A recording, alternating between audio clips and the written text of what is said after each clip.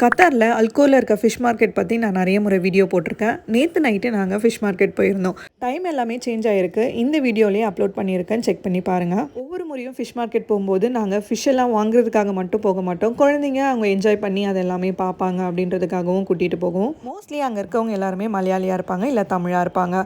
ஓரளவுக்கு நம்மளால் ப்ரைஸும் கம்மி பண்ணி வாங்கிக்க முடியும். கத்தாரில் நிறைய ஃபிஷ் இருக்குது. அதில் ரொம்ப ஃபேமஸான ஒரு சில ஃபிஷ்ஷஸில் அமூர் ஃபிஷ்ஷும் ஒன்று. இதுதான் அந்த ஃபிஷ். பார்க்கும்போதே பெருசாக இருக்குது. 4 kg இருக்குன்னு சொன்னாங்க, லைவாகவும் இருக்குன்னு சொன்னாங்க. அந்த மீன் எல்லாமே அங்கேயே க்ளீன் பண்ண கொடுத்துருந்தோம். க்ளீன் பண்ணி நமக்கு என்ன ஷேப்பில் வேணுமோ அந்த மாதிரி கட் பண்ணியும் கொடுத்துடுவாங்க.